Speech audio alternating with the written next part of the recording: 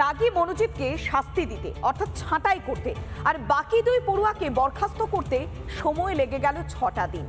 আর তারপরেই টনক নড়ল দক্ষিণ কলকাতা ল কলেজের পরিচালন সমিতি।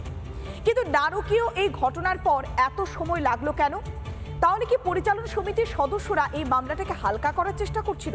উচ্চশিক্ষা দপ্তরের নির্দেশ আসা পর্যন্ত তারা অপেক্ষা করছিল সবটাই যাতে তালে গোলে লঘু করা যায় এই কারণে।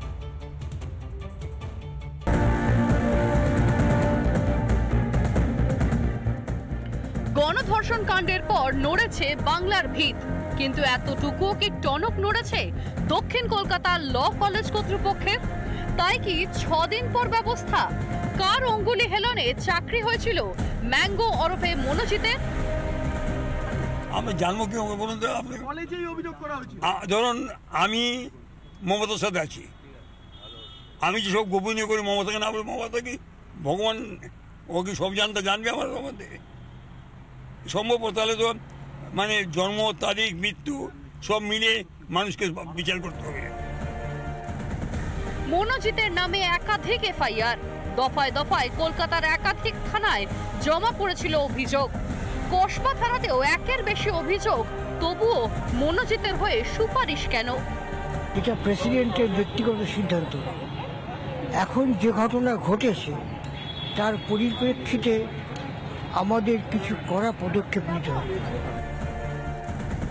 তাহলে কি এটাই সত্যি যে মনোজিতের মতো লোকজনকে না রাখলে চলবে না শাসক দলের? তাই শত অভিযোগ সত্ত্বেও কলেজের ইউনিয়নের ছড়ি তার হাতেই দেওয়া হয়েছিল। মনোজিতের থেকেও বড় আসামি হচ্ছে যারা ওখানে গভর্নিং বডির প্রেসিডেন্ট, গভর্নিং বডির মেম্বার, যারা ওখানকার প্রিন্সিপাল থেকে শুরু করে সবাই। যে টাকার জন্য আসছে না, সে কাজ করার জন্যও আসছে না। তাকে কেন রাখা হয়েছিল সেটা ওই কলেজের সবাই জানে। কেউ আজকে মুখ খুলছে, কেউ মুখ খুলছে না। জিবি বৈঠকের পরেও আদৌ কতটা সুরক্ষিত থাকবে দক্ষিণ কলকাতা ল কলেজের পড়ুয়ারা তা নিয়েও উঠছে প্রশ্ন। চাকরি পেতে বছরের পর বছর রাস্তায় প্রতিবাদ বিক্ষোভ, পুলিশের ঘাড় ধাক্কা, লাঠি, কিন্তু কসবা ল কলেজে এত সহজে চাকরি?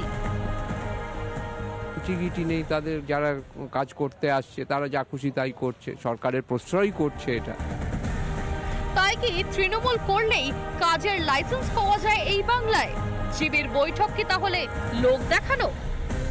রিপাবলিক বাংলা। নানা ধরনের কন্টেন্ট দেখার জন্য লাইক করুন, শেয়ার করুন আমাদের ফেসবুক পেজ, সাবস্ক্রাইব করুন আমাদের ইউটিউব চ্যানেল। পাশাপাশি অন্যান্য ব্রেকিং নিউজের জন্য অবশ্যই চোখ রাখুন রিপাবলিক বাংলায়।